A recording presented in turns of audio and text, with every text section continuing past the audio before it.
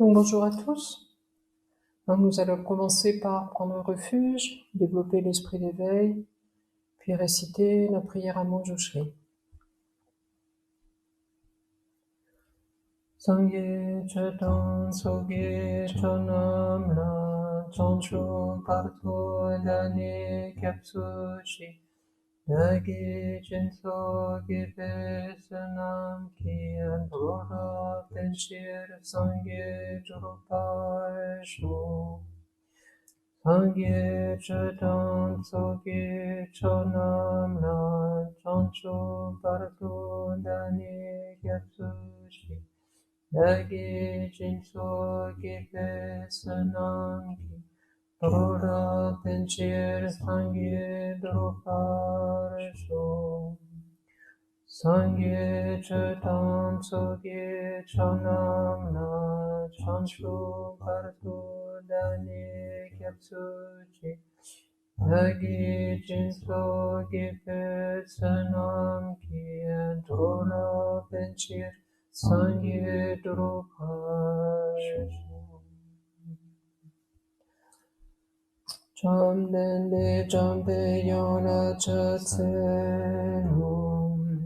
Kangi nudre drini drindre nimdanam darapserui Jene den kunde chese nikitu kane bansi Kandaksi pesanaran marimen tundunye jesirui Trotsakina bocita seyana doshu jandesum Trota cedronye muniro riki chandro lezecin Marik minse dunye nyugo jene cebene bina Dene dashin sachi tatsenyen dene dodyaste tuveku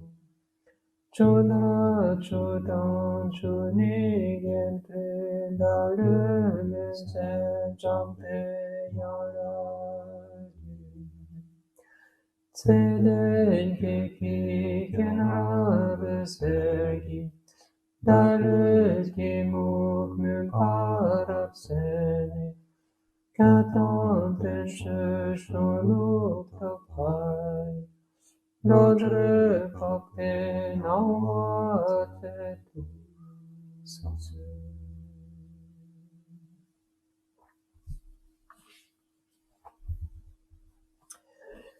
Donc hier nous avons terminé la présentation générale. Nous avons vu que les actes qui sont la cause des renaissances dans le samsara apparaissent sous l'influence des obscurcissements affligeants. Donc, en principe, on pourrait s'attendre à avoir d'abord l'explication des obscurcissements affligeants puisqu'ils sont la cause des actes, et puis ensuite la présentation des actes. Mais au début du chapitre, il avait été expliqué l'année dernière que si on commençait par l'explication des actes, c'est qu'ils étaient plus faciles à comprendre et que les obscurcissements affligeants sont plus subtils et donc plus difficiles à comprendre. Donc on a vu également que l'obscurcissement affligeant de la soif était extrêmement important et que sans la soif, en fait, les actes ne donneraient pas de fruits de naissance dans le samsara. Nous avons vu que partout où il y a des actes, il y a des obscurcissements affligeants. Nous avons revu ensemble la liste des obscurcissements affligeants racines, des 5 qui ne sont pas à la vue, et le 6e qui est la vue, peut être décomposé en 5 vues. Nous avons également vu que on pouvait appeler les obscurcissements affligeants phénomènes infimes se déployant. Puis, nous sommes entrés dans les explications détaillées, et là, nous avons vu que pour que naisse un obscurcissement affligeant, il fallait la réunion de 3 causes. La première, c'est le fait de ne pas avoir abandonné les empreintes dormantes qui sont présentes dans le continuum de l'esprit. La seconde, c'est qu'il y ait à proximité un objet, agréable ou désagréable, par exemple. Et la troisième, c'est que l'on pose sur cet objet une attention inadéquate. Ceci étant rendu possible par la condition immédiate, donc le deuxième aspect de cette troisième condition, qui est donc cet instant immédiatement de connaissance immédiatement précédent. Et puis, nous avons vu qu'en fait, le fonctionnement des obscurcissements affligeants a pour effet de faire perdre à l'esprit, complètement perdre, sa paix, son calme. Et donc, nous allons continuer avec d'autres explications détaillées.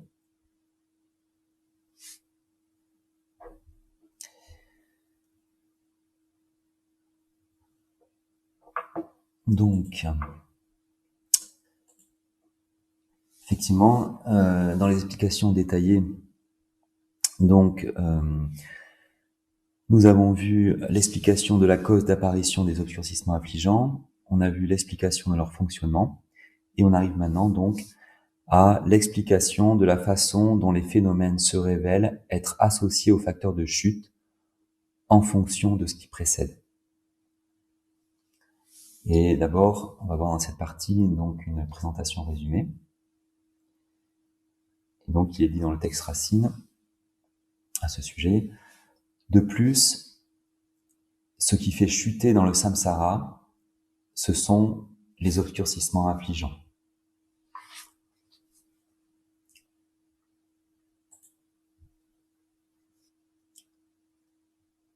Donc, ce qui va être expliqué ici, c'est comment ces mêmes obscurcissements affligeants nous font chuter dans les différentes existences samsariques.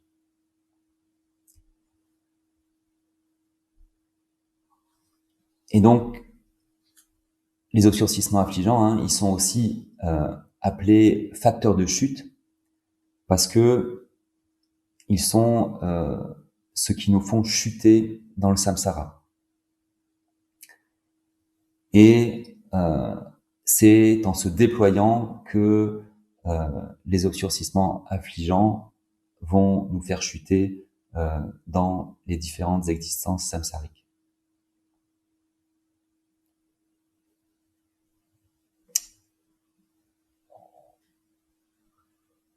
Ensuite, il est dit dans le texte,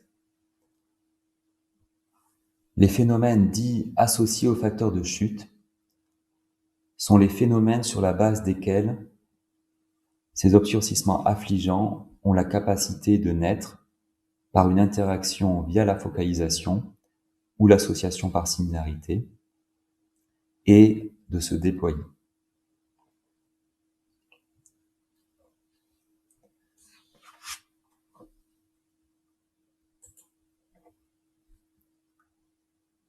Donc les obscurcissements affligeants vont nous faire chuter dans le samsara et ils vont nous faire chuter donc en se déployant. Et donc on peut se demander comment ils se déploient.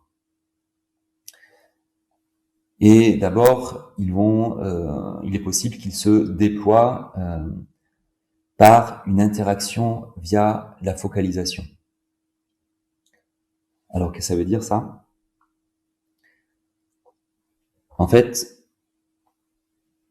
ils peuvent, par exemple, se focaliser sur un objet agréable, et cette focalisation sur un objet agréable va permettre le déploiement de l'obscurcissement affligeant du désir. Et à l'inverse, s'il y a une focalisation sur un objet désagréable, c'est là donc l'aversion qui va se déployer et s'intensifier. Donc ici, dans les deux exemples qui ont été donnés, les phénomènes associés aux facteurs de chute, sur la base desquels ces obscurcissements affligeants ont la capacité de se déployer, ça va être l'objet agréable et l'objet désagréable.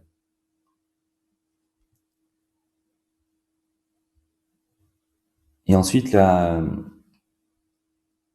deuxième façon qu'ils ont de se déployer, ces obscurcissements affligeants, c'est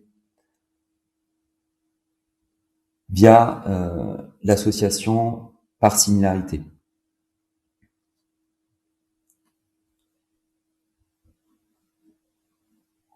Alors quel est le processus ici dans ce déploiement par l'association par similarité?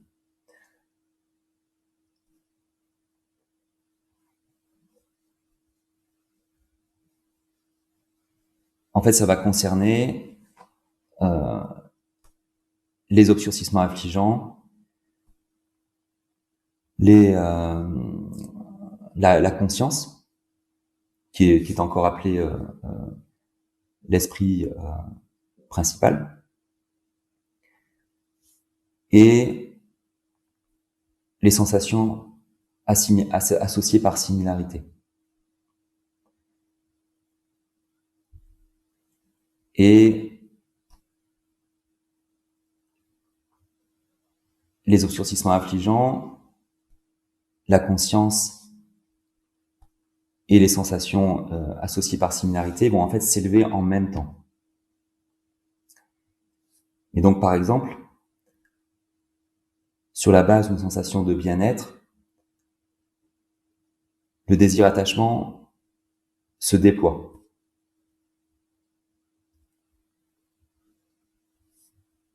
De la même façon, sur la base d'une sensation désagréable, l'aversion se déploie. Et sur la base d'une sensation neutre, c'est l'ignorance qui se déploie ou qui s'intensifie.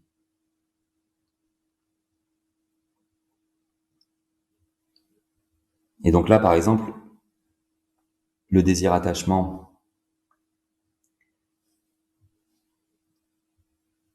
et la sensation de bien-être s'élèvent en même temps.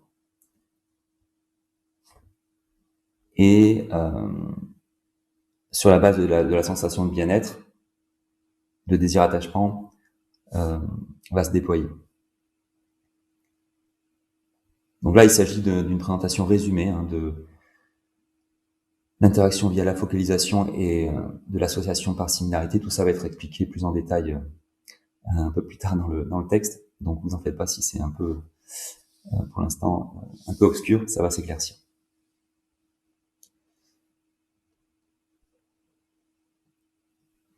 Et donc ici, dans ces trois exemples qui ont été donnés, dans ces trois exemples de sensations qui ont été donnés, les phénomènes associés aux facteurs de chute, c'est la sensation de bien-être, la sensation de mal-être ou la sensation neutre. Ça va être ces trois sensations ici, ça va être les phénomènes associés aux facteurs de chute qui vont permettre le déploiement de l'obscurcissement affligeant.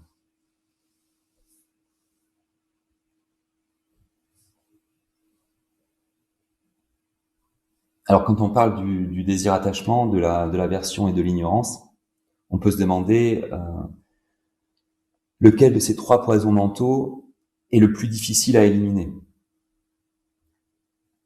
Eh bien, c'est l'ignorance. Alors, pourquoi ?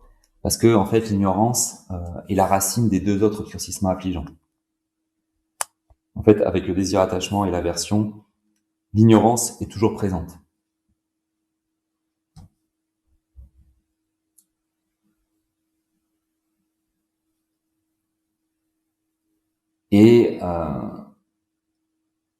dans le cas d'un contact avec un objet plaisant,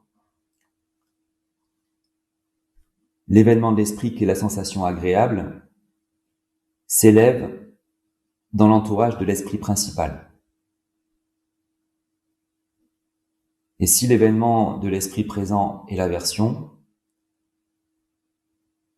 la sensation est une sensation de mal-être. Et la sensation, elle présente 3 possibilités pour l'esprit dans la façon de réagir à l'objet présent. Une sensation de plaisir, une sensation de mal-être ou une sensation neutre. Et dans le cas de la sensation neutre, il n'y a pas de réaction de plaisir ni de mal-être. Cette sensation se trouve donc dans l'entourage d'un esprit principal. Il s'agit d'un événement de l'esprit. Et de même que l'esprit principal est caractérisé par le fait d'être animé et connaissant, la sensation, puisqu'elle s'élève de cet esprit, est animée et connaissante. Mais la sensation est plus grossière que l'esprit principal.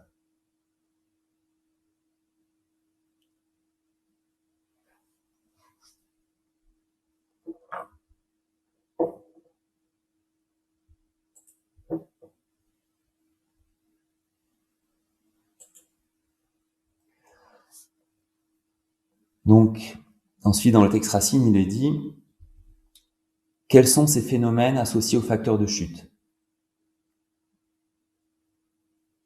Hormis la vérité du chemin et les phénomènes inconditionnés qui sont dissociés des facteurs de chute, tous les autres phénomènes qui sont conditionnés sont associés aux facteurs de chute.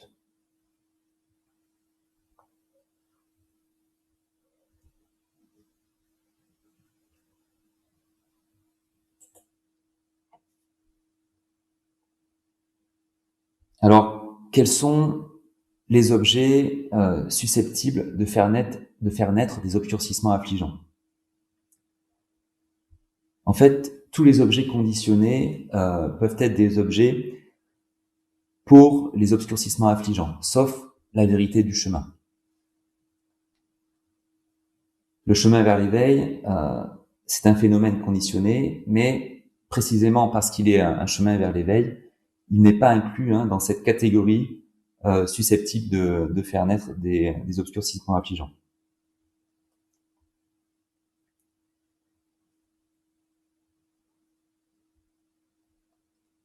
Donc,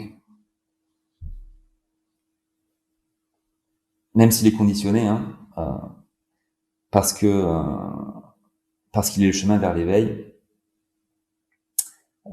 il va pas renforcer les obscurcissements affligeants. Donc, effectivement, il n'est pas inclus dans cette catégorie.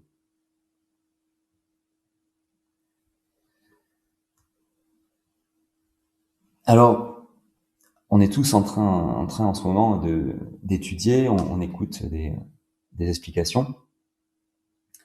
Mais de plus, il nous faut regarder en nous-mêmes et observer l'apparition de désir ou de colère. Et quand ces obscurcissements affligeants apparaissent, Khenpo Rinpoché nous suggère d'essayer de voir jusqu'à quel point nous perdons la paix de l'esprit.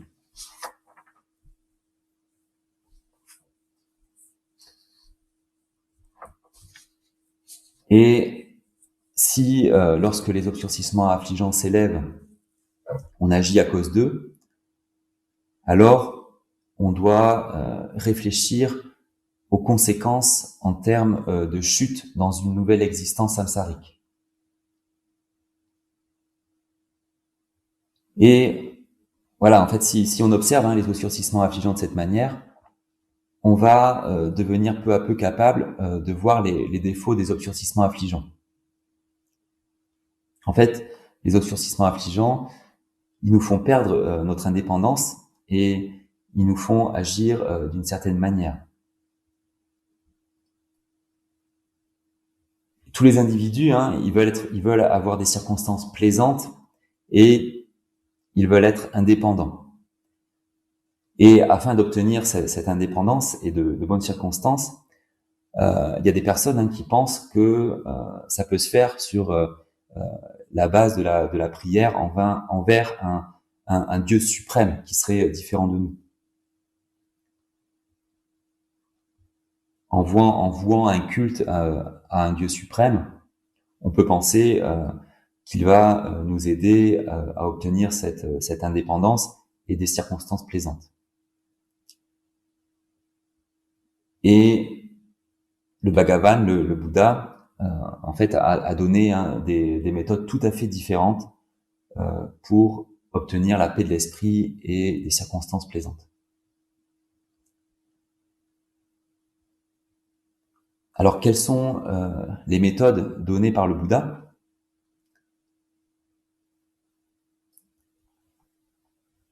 Il a dit que dans le but, hein, de calmer complètement l'esprit, il fallait se concentrer sur la méthode de la quiétude mentale. Et il a dit, hein, qu'en ne s'impliquant pas trop dans les obscurcissements affligeants, on est capable, en fait, de se focaliser sur un objet de méditation, en commençant par se focaliser sur le va-et-vient de la respiration. Et le Bouddha, hein, il a expliqué un très grand nombre, hein, de méthodes grâce auxquelles la paix de l'esprit peut être accomplie. Et la méthode la plus commune, elle est tirée de la section de l'Abhidharma qui explique comment calmer l'esprit en se basant sur le va-et-vient de la respiration. Et dans d'autres textes, hein, comme le Samadhi Raja Sutra, ou les étapes progressives de la méditation, écrit par Kamalashila, on trouve d'autres méthodes, hein, pour cette méditation de la quiétude mentale. Comme par exemple le fait de se focaliser sur une image de Bouddha afin d'obtenir un certain calme au niveau de l'esprit.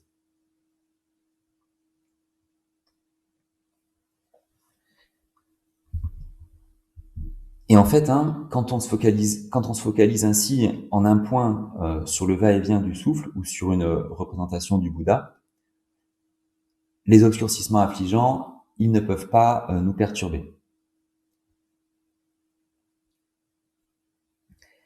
Et il s'agit alors de s'engager dans le second type de méditation principale du bouddhisme, qui est l'Akton en tibétain ou Vipassana en sanskrit,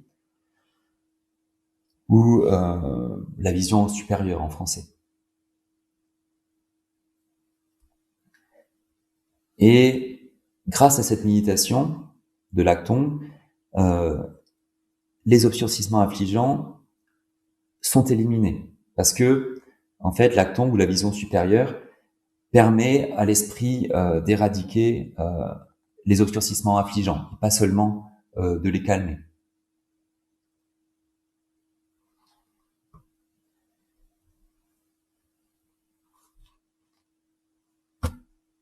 Alors, comme vous le savez, la racine, hein, de tous les obscurcissements affligeants, c'est la notion d'un soi. Et son opposé, c'est la connaissance supérieure qui voit l'absence de soi.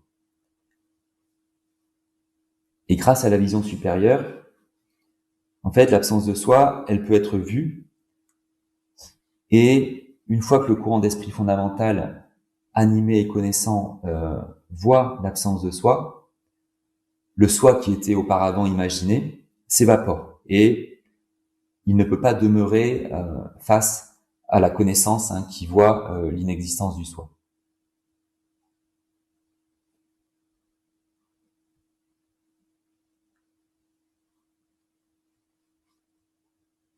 Et si vous voulez plus d'informations à ce sujet, il y a Khenpo Rinpoche qui a expliqué le 8e chapitre du Trésor de la connaissance de Jean Contrôle Lodro-Taillé, dans lequel on trouve l'exposé de l'ensemble de ces méthodes, et Khenpo Rinpoche a expliqué cela lors du dernier cours d'été, et voilà, cet exposé, cette explication de Khenpo Rinpoche est toujours disponible sur la chaîne YouTube de Dakpo Kagyu, si ça vous intéresse.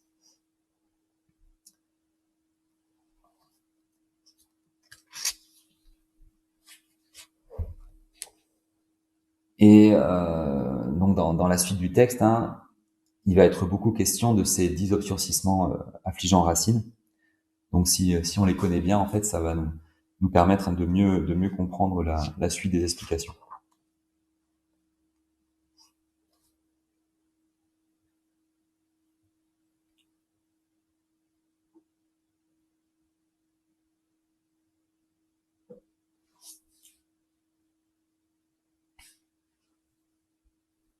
Donc après la présentation résumée de cette partie, on va arriver à l'explication détaillée. Et dans l'explication détaillée, on va avoir d'abord la façon dont il se déploie via la focalisation et l'association par similarité. Donc ça fait référence ici aux obscurcissements affligeants. Donc c'est la façon dont les obscurcissements affligeants se déploient via la focalisation et l'association par similarité.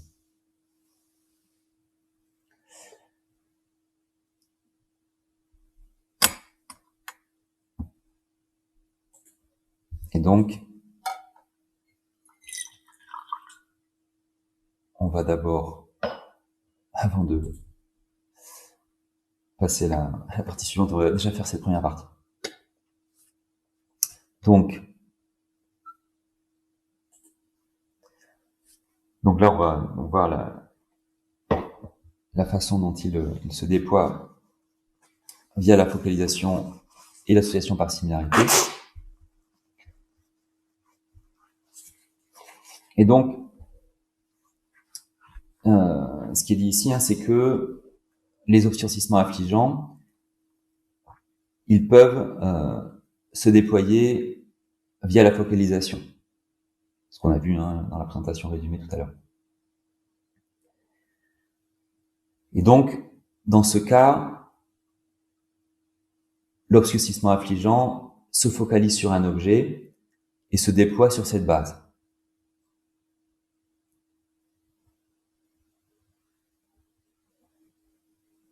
Et les obscurcissements affligeants, ils peuvent également se déployer via l'association par similarité. Et dans ce cas, l'obscurcissement affligeant interagit avec les obscurcissements affligeants, les sensations ou les consciences qui lui sont associées par similarité et se déploie sur cette base.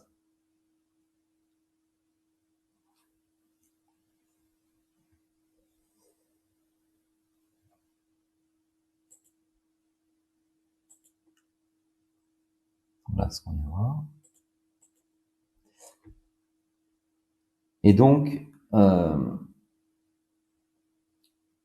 cette partie donc, où on explique la façon dont il se déploie via la focalisation et l'association par similarité, on va d'abord voir la façon dont il se déploie par focalisation. Et il y a d'abord une présentation générale, et il est dit dans le texte racine, comment les obscurcissements affligeants se déploient-ils par focalisation? Par la focalisation sur les 5 agrégats, ces derniers sont vus comme soi et siens et, à cause de cela, se déploient les obscurcissements affligeants, racines et apparentés.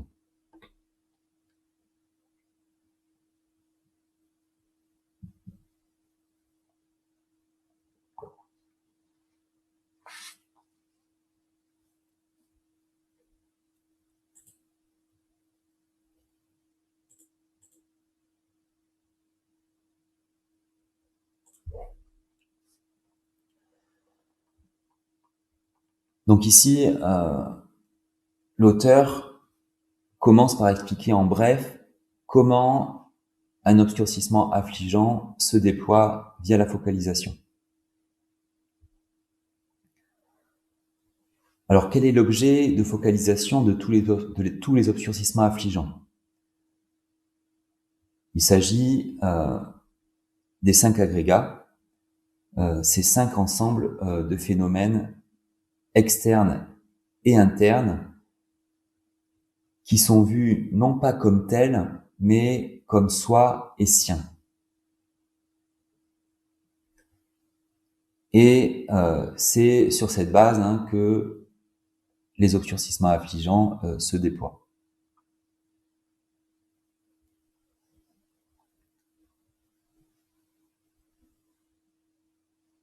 Alors, les 5 agrégats, ils sont dits être des phénomènes associés aux facteurs de chute, parce que quand les obscurcissements affligeants se focalisent sur eux, les obscurcissements affligeants se déploient.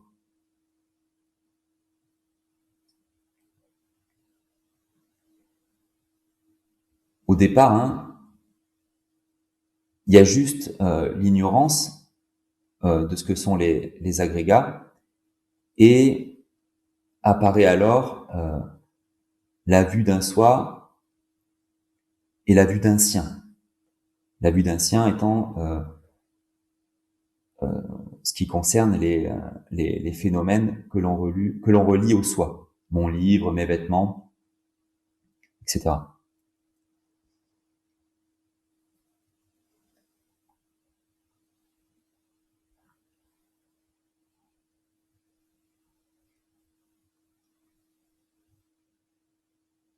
Puis, sur la base de la vue d'un soi et de la vue d'un sien, les autres obscurcissements affligeants vont se manifester. Par exemple, le désir attachement, l'aversion, etc. vont se manifester sur la base de l'ignorance, de la vue d'un soi et d'un sien, pardon.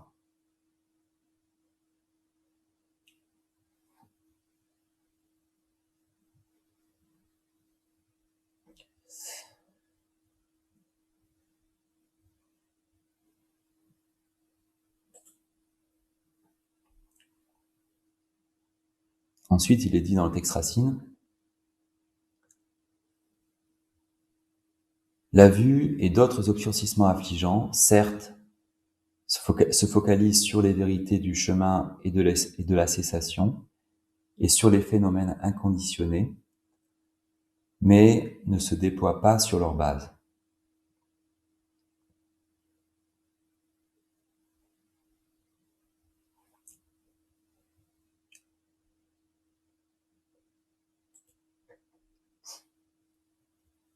Alors par contre, lorsque les obscurcissements affligeants se focalisent sur la vérité du chemin, sur la vérité de la cessation et sur les phénomènes inconditionnés, ils ne se déploient pas.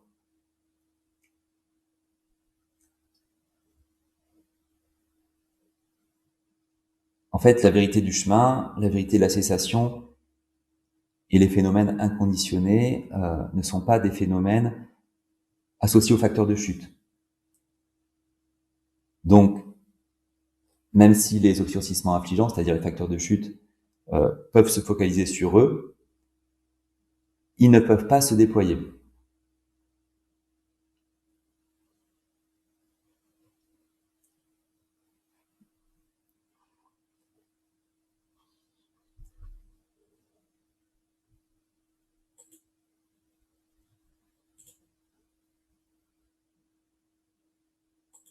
On vient de voir celle-là. Ensuite, il est dit,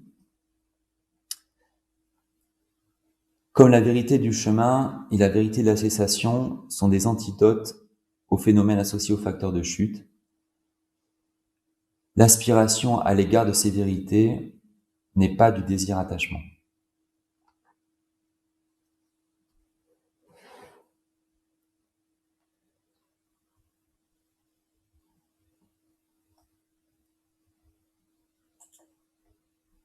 Alors, en ce qui concerne la vérité du chemin et la vérité de la cessation, il est d'autant plus vrai que les obscurcissements affligeants ne peuvent pas se déployer sur eux,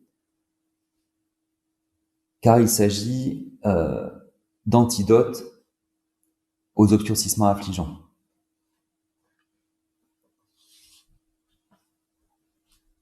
Ce sont des antidotes aux obscurcissements affligeants, donc les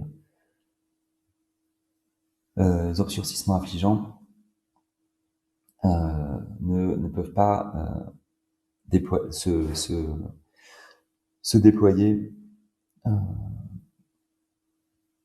en se focalisant sur eux. Et en ce qui concerne la vérité de la cessation plus particulièrement, elle est de plus un état de paix absolue. Et donc, elle ne peut pas entraîner le déploiement d'obscurcissements affligeants lorsqu'il se focalise dessus.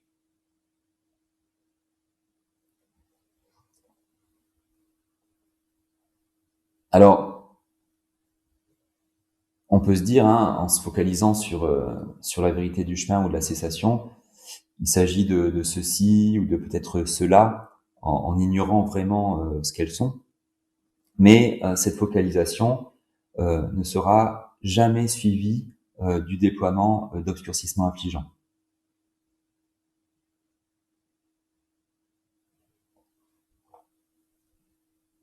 Par contre, dans le cas d'une focalisation sur des phénomènes associés aux facteurs de chute, les phénomènes sont vus comme réellement existants et à cause des empreintes latentes. Non, pardon, je reprends la présentation, la phrase. Donc, en fait, dans le cas d'une focalisation sur des phénomènes associés aux facteurs de chute, les phénomènes sont vus comme réellement existants à cause des empreintes latentes et il s'ensuit le déploiement de facteurs de chute ou d'obscurcissements affligeants dans l'esprit.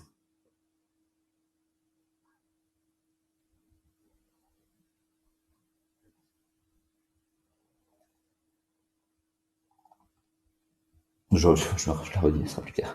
Donc, en fait, dans le cas d'une focalisation sur des phénomènes associés aux facteurs de chute, les phénomènes sont vus comme réellement existants à cause des empreintes latentes et il s'ensuit le déploiement de facteurs de chute, c'est-à-dire d'obscurcissements affligeants dans l'esprit.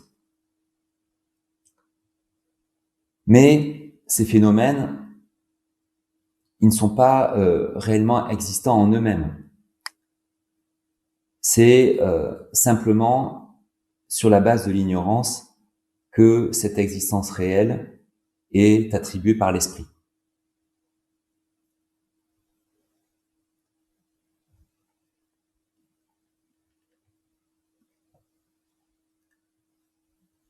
Et dans le cas d'une focalisation sur des phénomènes dissociés des facteurs de chute, même si des obscurcissements affligeants comme l'ignorance de ce qu'ils sont vraiment peuvent se focaliser dessus,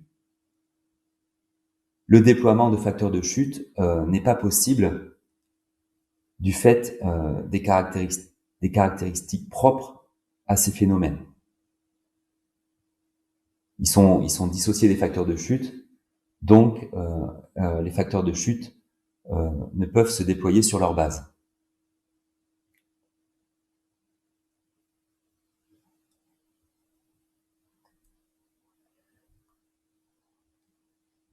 Et on peut se demander, à propos de la vérité de la cessation, si j'aspire à obtenir l'état éveillé de Bouddha, est-ce qu'il ne s'agit pas là d'une forme de désir-attachement ?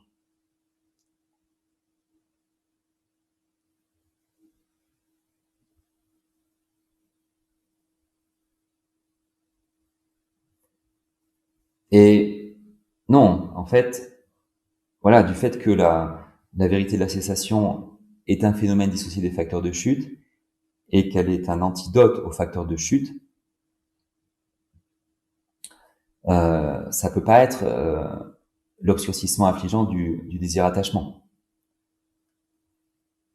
Il s'agit donc de l'aspiration, qui n'est pas un obscurcissement affligeant.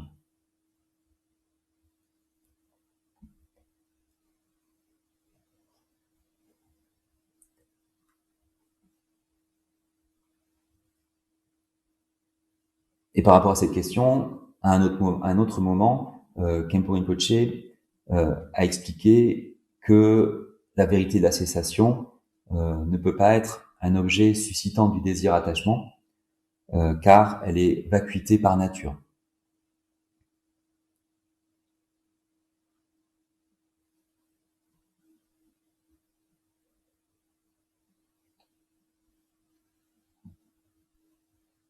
Donc ça fait une autre raison pour laquelle la vérité de la cessation ne peut pas être le support de déploiement des obscurcissements affligeants.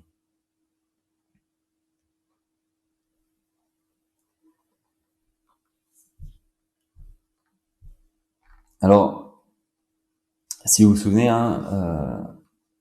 Khenpo Rinpoche a dit au début de cette présentation que donc c'est quelque chose qu'on a dit le premier et le deuxième jour. Et donc Khenpo Rinpoche a dit au début de la présentation que la saisie et la soif pouvaient être constructifs dans le cadre du chemin et nous permettre de renaître en Dewachen ou d'accomplir la pratique du Guru Yoga.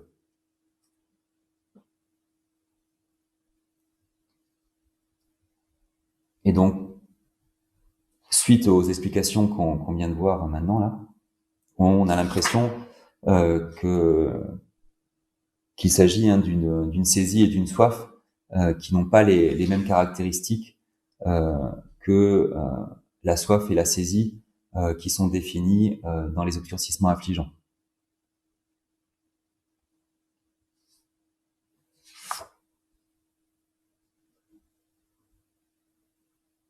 Parce qu'effectivement, voilà, avec Dewachen ou la pratique du Guru Yoga, on a l'impression qu'on n'est pas qu'on n'est pas dans des, parce qu'il ne s'agit pas de phénomènes associés aux facteurs de chute. Donc on se demande comment les obscurcissements affligeants de la soif et de la saisie peuvent se déployer en se focalisant sur ces phénomènes associés aux facteurs de chute. Mais donc il s'agit sûrement, on s'est dit en y réfléchissant, qu'il s'agit sûrement d'une soif et d'une saisie qui n'ont pas les mêmes caractéristiques que la soif et la saisie qui sont définies dans les obscurcissements affligeants. Et le Khenpo avait dit qu'il s'agit d'une soif et d'une saisie constructive. Donc voilà, on posera la question à Khenpo Rinpoche quand il viendra à Dakpo pour essayer d'éclaircir cela. Et on vous tiendra au courant.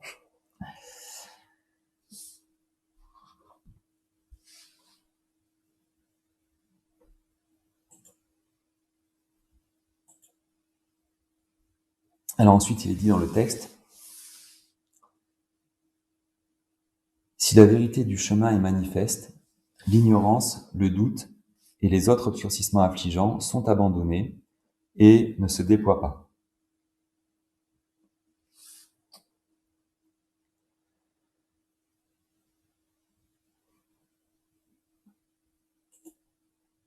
Donc ensuite, Mipa Rinpoche donne plus de détails par rapport à la vérité du chemin.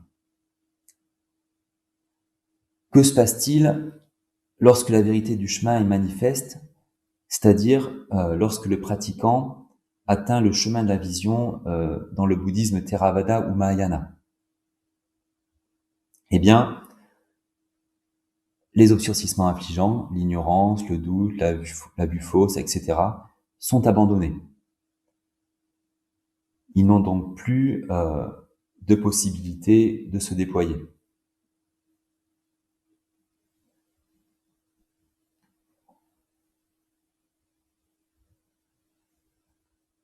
Alors, pourquoi ces pratiquants ne sont-ils pas complètement éveillés s'ils ont abandonné l'ignorance? Et donc le Khenpo a expliqué que c'est parce qu'ils ont abandonné l'ignorance indéfinie obstruant la libération, mais pas l'ignorance indéfinie n'entravant pas la libération.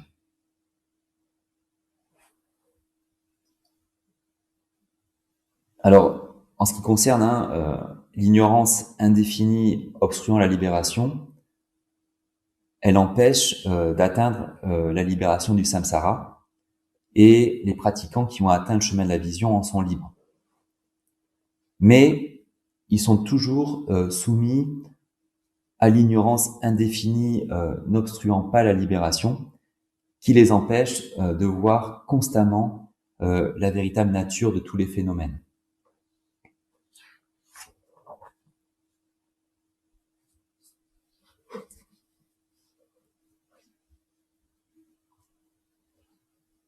Et du fait que le bodhisattva qui a atteint le chemin de la vision n'est plus soumis à l'ignorance entravant la libération, il voit la vacuité des phénomènes. Donc du fait que le bodhisattva qui a atteint le chemin de la vision n'est plus soumis à l'ignorance entravant la libération, il voit la vacuité des phénomènes.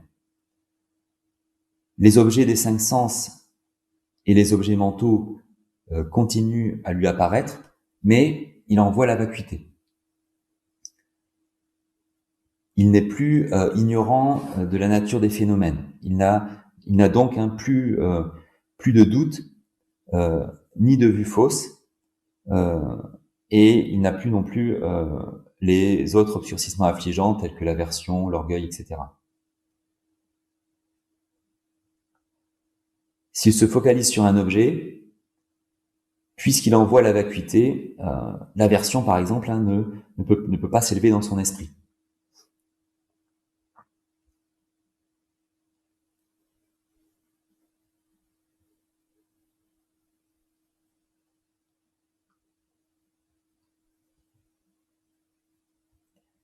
Et d'après ce qui est expliqué dans l'Abhidharma-kosha, la véritable vérité du chemin est uniquement présente sur le chemin de la vision. Avant et après le chemin de la vision, il ne s'agit que de l'entourage de la vérité du chemin. Avant le chemin de la vision, sur le chemin de l'accumulation et de la jonction, le pratiquant est toujours soumis à la vue d'un soi et d'un sien. En se focalisant sur la vue d'un soi et d'un sien, les obscurcissements affligeants apparaissent et se déploient. Et au chemin de la vision, la vérité du chemin est manifeste. Et donc là, la vue d'un soi et d'un sien ont disparu, et dans l'esprit du pratiquant, les obscurcissements affligeants ne peuvent plus naître et se déployer. S'il n'y a plus le concept d'une personne réelle, ni le concept d'un objet réel, comment, par exemple, le désir pour un objet peut-il naître et se déployer? En fait, c'est pas possible.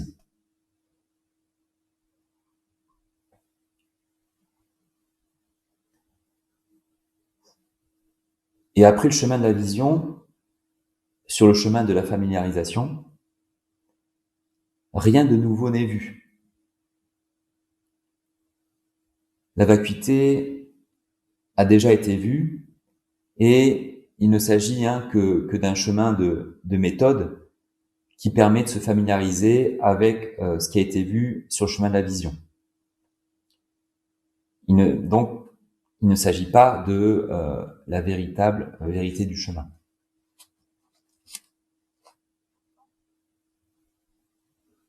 Et pour illustrer ça, Khenpo Rinpoche prend l'exemple d'une personne qui vit loin de la France et qui s'est jamais rendue en France. Donc cette personne elle a entendu parler de la Tour Eiffel, hein, parce que c'est un monument très connu, et elle essaie d'imaginer la Tour Eiffel sur la base de ce qu'elle a lu ou entendu.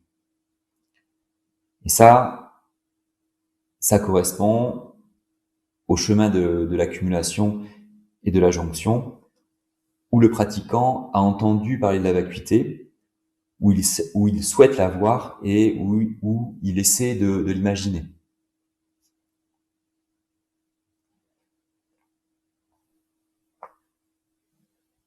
Et pour que cette personne puisse voir la Tour Eiffel, il faut qu'elle se procure un visa pour la France, qu'elle achète un billet d'avion, qu'elle embarque dans l'avion.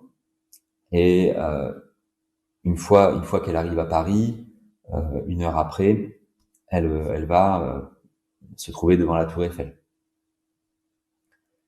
Et c'est ce qui se passe, hein, sur le chemin de la vision. Le pratiquant voit la vacuité. Il est arrivé et il n'y a pas d'autre chose à voir. Comme il n'y a pas de seconde Tour Eiffel à visiter. Et ensuite, pour cultiver sa connaissance de la Tour Eiffel, le voyageur peut continuer à la regarder et à rechercher des informations sur sa construction, sur la personne qui a eu l'idée de la construire, etc. Et de la même manière, durant le chemin de la familiarisation, on cultive et on approfondit notre connaissance de la vacuité.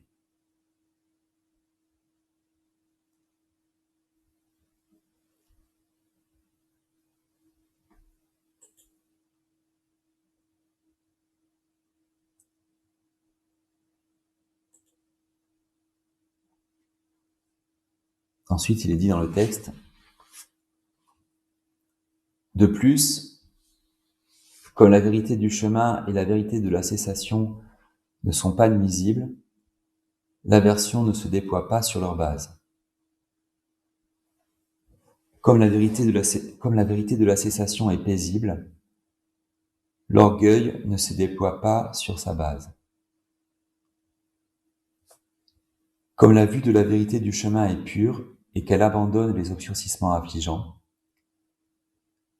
la vue qui saisit une vue comme suprême, ainsi que les autres vues, ne se déploie pas.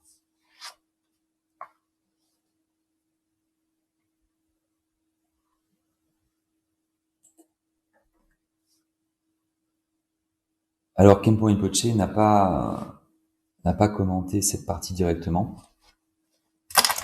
Et donc, il semble ici, hein, que Mipham Rinpoche détaille les raisons spécifiques pour lesquelles certains obscurcissements affligeants ne se déploient pas lorsqu'ils se focalisent sur la vérité du chemin et la vérité de la cessation.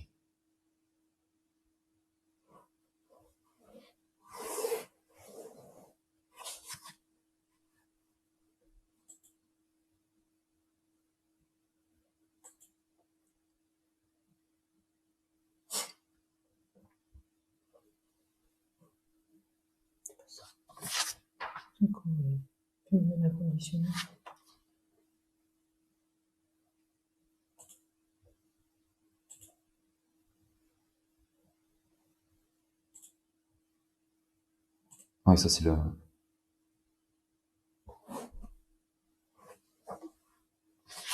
Ah oui, donc là, il y a aussi notre... Oui. Donc là, la stance suivante. Comme la vérité du chemin est la méthode suprême pour la libération, la vue qui saisit une observance et un ascétisme comme suprême et qui saisit ce chemin comme suprême ne se déploie pas. Donc voilà, cette diapo faisait partie de la même série de diapos, c'était la suite. Donc effectivement, là aussi, le Khenpo n'a pas commenté cette phrase. Hein. Donc là aussi, il s'agit... donc il semble également ici que l'auteur détaille la raison spécifique pour laquelle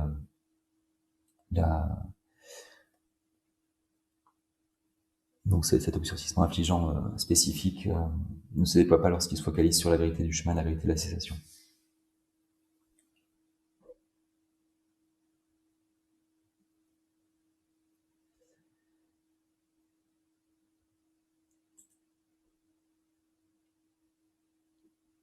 Et donc, nous arrivons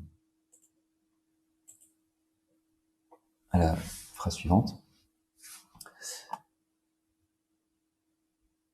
Comme les phénomènes inconditionnés ne sont pas susceptibles d'être des supports de bien-être et de mal-être, les obscurcissements affligeants ne se déploient pas sur leur base.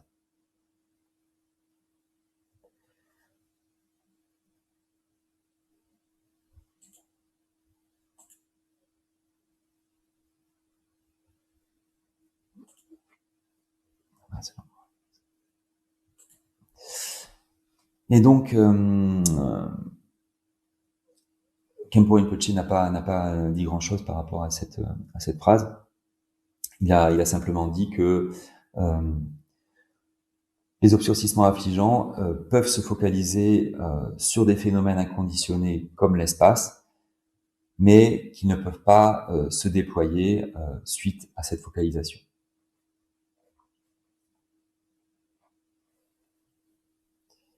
Et donc, passe la parole à Rosen. Donc là, nous venons de voir une explication générale de ce qui concerne la façon dont les obscurcissements affligeants se déploient via la focalisation. Et nous allons voir davantage de détails concernant cette façon de se déployer. Donc d'abord, pour mieux comprendre, réfléchissons à dans quel état nous sommes nous au niveau de notre esprit. Pour le moment donc, nous n'avons pas atteint le chemin de la vision.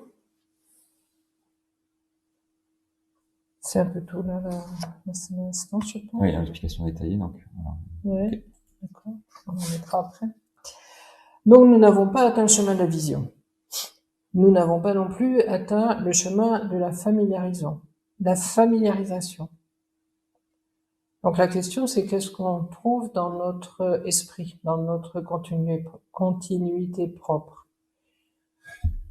En fait, ce que l'on trouve dans notre esprit actuellement, ce sont 4 classes de phénomènes qui vont être abandonnés par le chemin de la vision. Et une classe de phénomènes qui sera abandonnée par le chemin de la familiarisation.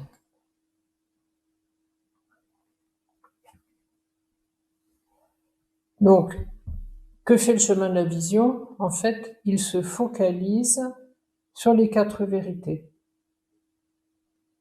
Et par le chemin de la familiarisation, on se focalise sur une autre classe de phénomènes. Donc en fait, ça paraît un peu compliqué, mais ça va se clarifier en avançant. Donc en fait, il y a 5 classes de phénomènes qui doivent être abandonnées. Les 4 classes de phénomènes qui sont abandonnées par le chemin de la vision, c'est ce qu'il y a à abandonner pour voir la vérité du mal-être, c'est-à-dire tous les phénomènes qui nous empêchent de voir la vérité du mal-être, tout ce qui est à abandonner pour voir la vérité de l'origine, tout ce qui est à abandonner pour voir la vérité de la cessation, et tout ce qui est à abandonner pour voir la vérité du chemin. Et ensuite, il y aura ce qui est à abandonner au moyen du chemin de la familiarisation. Donc ça paraît compliqué là, mais en fait, en essence, ce que sont ces phénomènes, en fait, ce sont les 10 obscurcissements affligeants racines que nous avons révisés hier. Ces 10 obscurcissements affligeants racines, ils sont focalisés sur les phénomènes ils sont focalisés de manière erronée sur les phénomènes dont les êtres nobles voient qu'en vérité, ils sont mal-êtres. Ils sont focalisés de manière erronée sur les phénomènes dont les êtres nobles voient qu'en vérité, ils sont l'origine du mal-être. Et donc, ces phénomènes-là sont à abandonner par le chemin de la vision. Et puis, une fois le chemin de la vision obtenu, il reste des phénomènes à abandonner par le chemin de la familiarisation.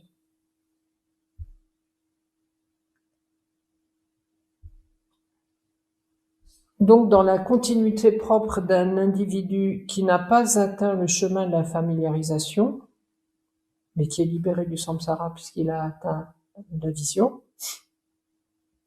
on trouve le fonctionnement des obscurcissements affligeants racines qui ne s'engagent pas dans la vision de la vérité du mal-être, ni dans la vision de la vérité de l'origine. Et ce sont ces mêmes 10 obscurcissements affligeants racines. Donc, cette explication est une explication générale et Khenpo Rinpoche ne nous a pas donné davantage de détails ici. En fait, des explications plus détaillées pour vraiment comprendre ce dont il s'agit, elles sont données à la fin du chapitre, tout à la fin du chapitre, dans une partie qui énumère différentes classifications des obscurcissements affligeants. Et dans ces classifications, il y a une classification qui explique les obscurcissements affligeants à abandonner par les chemins de la vision et de la familiarisation, selon la tradition de l'Abhidharma Kosha et selon la tradition de l'Abhidharma Samuccaya. Mais ici,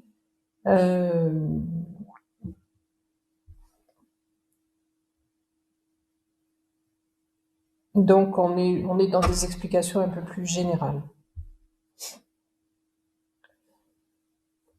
Donc, en fait, qu'est-ce qui se passe dans les deux cas? C'est qu'au lieu de voir le mode d'être des 4 nobles vérités, notre esprit s'engage dans l'erreur.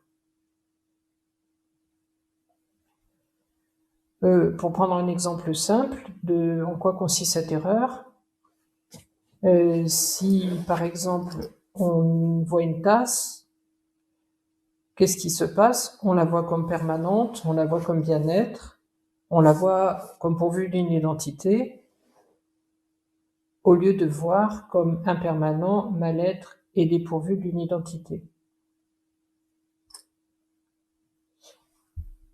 Donc ensuite, le texte racine dit plus précisément en ce qui concerne la manière de se déployer par focalisation, 11 obscurcissements affligeants sont dits être des obscurcissements affligeants à focalisation globale. Donc on va voir en fait que des obscurcissements affligeants qui sont responsables de cette impossibilité de voir les vérités, les phénomènes tels qu'ils sont ces 11 obscurcissements affligeants, qui sont donc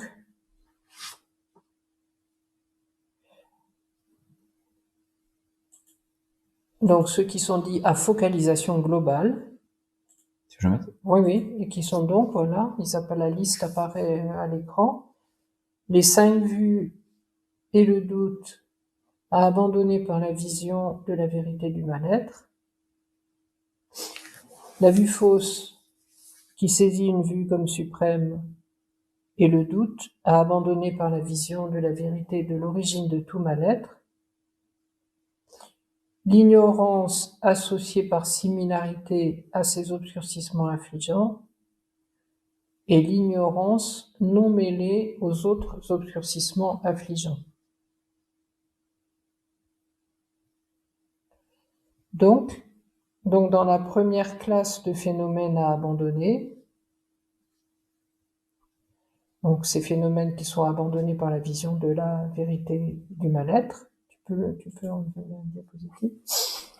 Donc il s'agit des 5 vues et du doute qui se focalisent sur les phénomènes qui constituent la vérité du mal-être.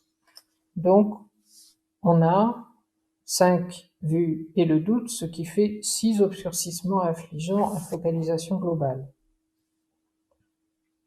Dans la deuxième classe de phénomènes à abandonner, donc les obscurcissements affligeants à focalisation globale, c'est la vue fausse, la vue qui saisit comme suprême et le doute. Et ces obscurcissements affligeants se focalisent sur les phénomènes qui constituent l'origine de tout mal-être, ce qui fait 3 obscurcissements affligeants à ajouter aux 6 précédents. Donc là, on a 9 obscurcissements affligeants. Et ensuite, il y a un autre obscurcissement affligeant à focalisation globale, c'est l'ignorance non mêlée aux autres OA.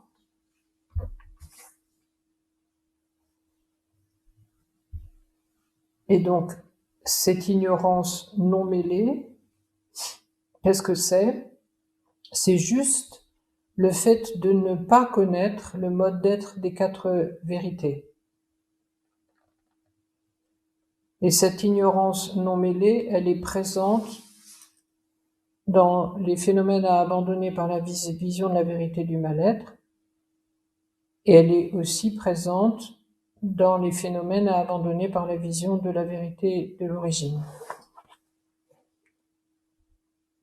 Et il y a un deuxième type d'ignorance, ça plus tard aussi vous aurez des explications complémentaires sur ces différents types d'ignorance. Il y a un autre type d'ignorance qui, lui, est dit mêlé aux obscurcissements affligeants. Donc, on avait 9 phénomènes, 9 obscurcissements affligeants à focalisation globale, et là, on ajoute 2 ignorances, et donc, on arrive à ces 11 obscurcissements affligeants à focalisation globale.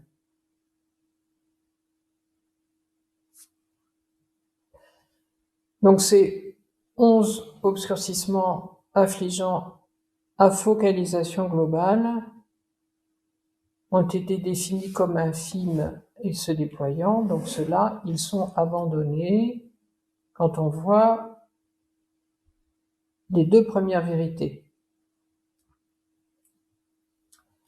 Alors, ces explications, elles sont données dans le cadre du chemin des auditeurs, et en fait, quand sont expliquées les bases de ce chemin des auditeurs, il est dit que le chemin de la vision est constitué de 16 instants, et au cours de ces 16 instants successifs sont abandonnés les différents obscurcissements affligeants qui sont en relation avec chacune des vérités. Et au bout de ces 16 instants, la vacuité, au fur et à mesure, la vacuité est reconnue. Par exemple, au premier instant du chemin de la vision, ce qui est parfaitement vu, c'est la véritable nature de la vérité du mal-être. Et à ce moment-là, les obscurcissements affligeants qui obstruaient, qui empêchaient de voir, là, ce qu'on est en train de voir actuellement, ces obscurcissements-là qui obstruaient la vision de la vérité du mal-être sont abandonnés.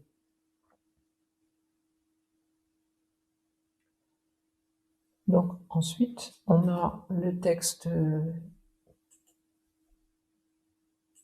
ce qui suit, qui dit « Ces 11 obscurcissements affligeants à focalisation globale se focalisent globalement sur l'ensemble des 5 classes de phénomènes à abandonner de leur propre étage, domaine du désir, etc., et sont la cause de leur production. »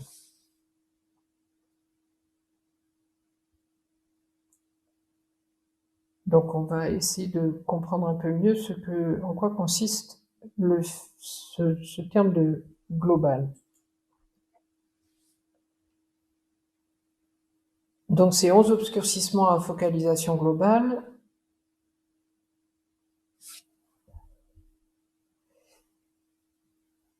non seulement ils obstruent la vision du mode d'être des quatre vérités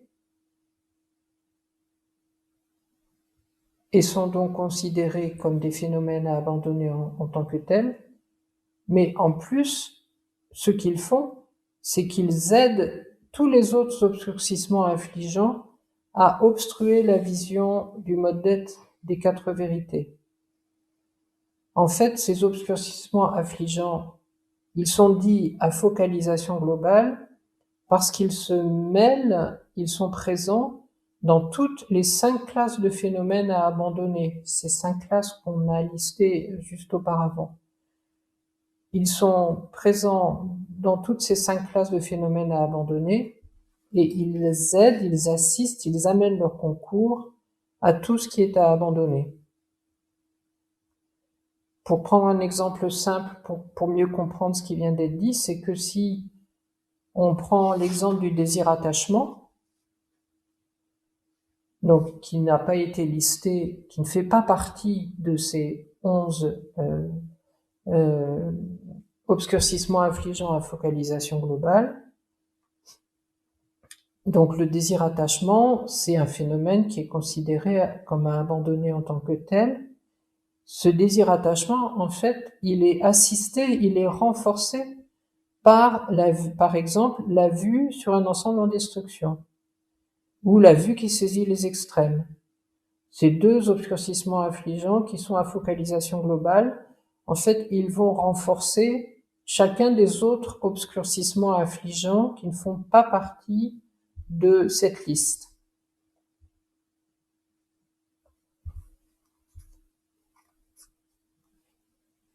Et donc, ces 11, ils sont particulièrement importants parce qu'ils vont effectivement empêcher de voir la véritable nature des phénomènes.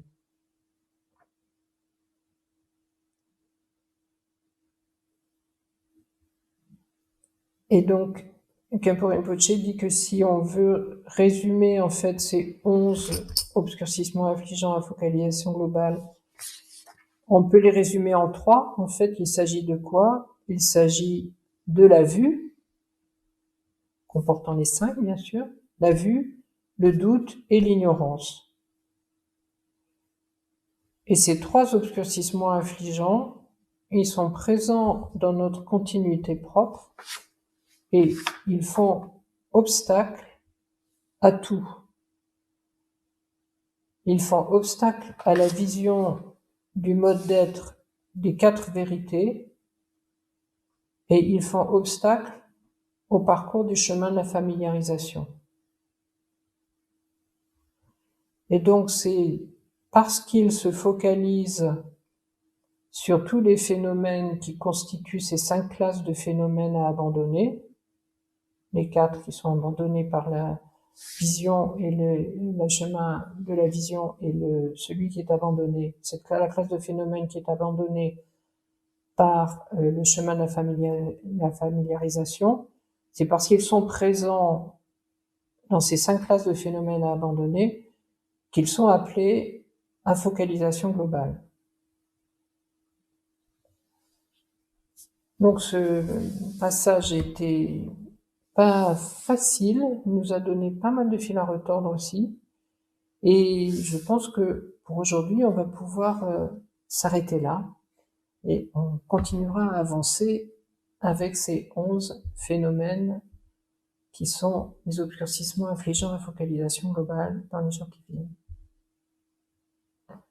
Donc nous allons pouvoir dédier le mérite que nous accumulons par l'étude des obscurcissements affligeants et de la vérité de l'origine. Sanandi tamche zipani tomne pedana pachene kegana chimbala trupai sipe sore roa Tamper paru chita kempa tong kunto sampo deyan deshinti Dita kingi jisu daloshi Devadita tamche ratun. Sangye kusum yepe chinatam. Cheni mingyur tenpe chinatam. Yendun mitche dunpe chinaki. Chitan goha menandrupa.